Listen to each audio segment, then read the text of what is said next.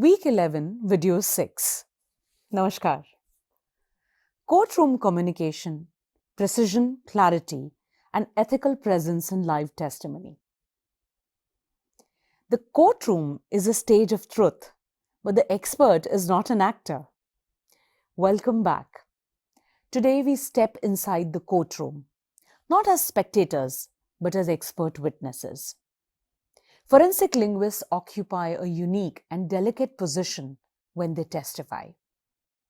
Lawyers, advocate, judges interpret, but experts clarify. Our task is to communicate linguistic evidence with clarity, restraint, and responsibility. Courtrooms are intense spaces, but they reward experts who speak with precision and maintain ethical presence. Communication begins before you speak, preparing for the courtroom. Preparation shapes your confidence. Before entering the courtroom, revisit your analysis, rehearse your explanations in simple language, and anticipate questions that lawyers might raise. The courtroom values clarity, not complexity. Even the most technical methods, stylometry, collocation, semantic tagging, must be explained through relatable examples. Ethical presence begins with preparation.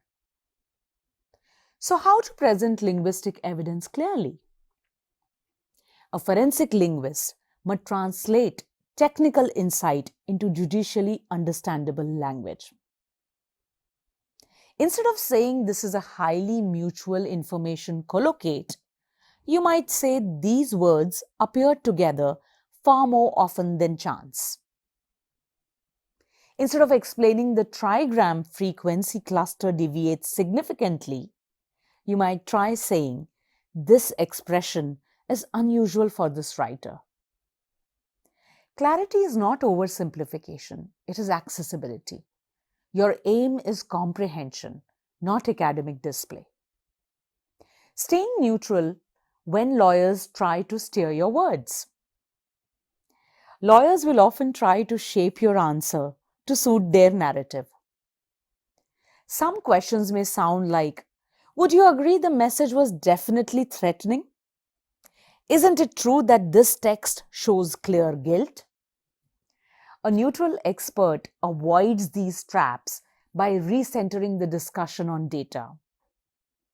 Responses like, the wording contains elements typically associated with threats, but context remains essential. Or, the text suggests patterns, but I cannot state intent definitively. Such statements protect both your integrity and the court's fairness. Handling aggressive or rapid cross-examination. Cross-examination can be intimidating. Lawyers may speak quickly, interrupt, or attempt to provoke uncertainty. Your task is not to match their energy, but to maintain your own calm rhythm. Pausing before answering is not a weakness, it is composure. Restating the question aloud buys time and ensures clarity. Remember, your expertise and not their pressure drives the testimony. So, how do you say I don't know without losing authority? No expert knows everything. Ethical strength lies in admitting limits. Saying I do not have sufficient data to support that conclusion increases your credibility because it shows honesty and not ignorance. Courts trust experts who understand the boundaries of their science. Speculation erodes trust. Precision builds it. Non-verbal communication. Your posture speaks too. Neutrality also appears through posture, tone, and facial expression. Avoid appearing combative, overly confident, dismissive, or emotionally reactive. Sit upright, keep your hands steady, make eye contact with the judge rather than the lawyers. The courtroom observes more than your words. It observes your presence. Case reflection. How steady communication changed a judge's interpretation. In a defamation case, the prosecution aggressively argued that a phrase was undeniably insulting. The defense insisted it was harmless. The linguistic expert calmly explained regional usage, historical meaning, and pragmatic context. Their clear, balanced testimony shifted the judge's understanding. It wasn't persuasion, it was illumination. This is the power of ethical communication. When judges ask questions directly, clarity above all. Judges often ask for clarification when something is unclear. Your task is to adapt instantly, switching from technical structure to simple explanation. Judges appreciate experts who can translate complexity into clarity. Even complicated ideas like topic modeling or authorship probability should be explained through relatable analogies and everyday examples. Maintaining consistency from written report to spoken testimony.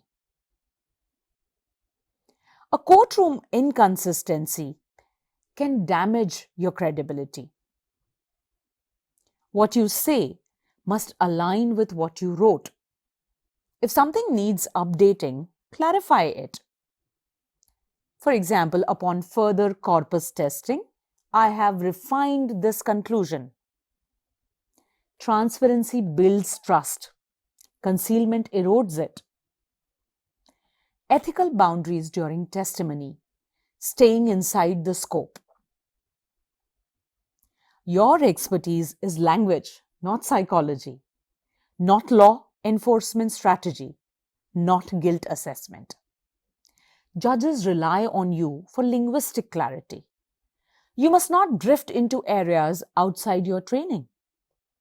If asked for such an opinion, a responsible response is, that question falls outside linguistic expertise, so I cannot comment. This protects you and safeguards the scientific purity of the discipline. Respecting the courtroom environment, tone, timing, and discipline.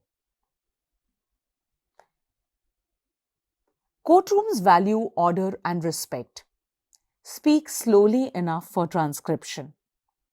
Avoid jargon without explanation. Do not interrupt, even if a question seems misframed. Do not respond emotionally, even if provoked. The dignity you carry becomes the dignity of forensic linguistics itself. In court, your voice is evidence. Make it precise, make it ethical. Thank you for joining this important session. Courtroom communication is not merely about explaining linguistics. It is about embodying ethics. Precision becomes your language. Clarity becomes your responsibility. And neutrality becomes your presence. In the next video, we explore the ethics of report writing. How every line of a forensic linguistic report must reflect accuracy, restraint, and fairness. Thank you.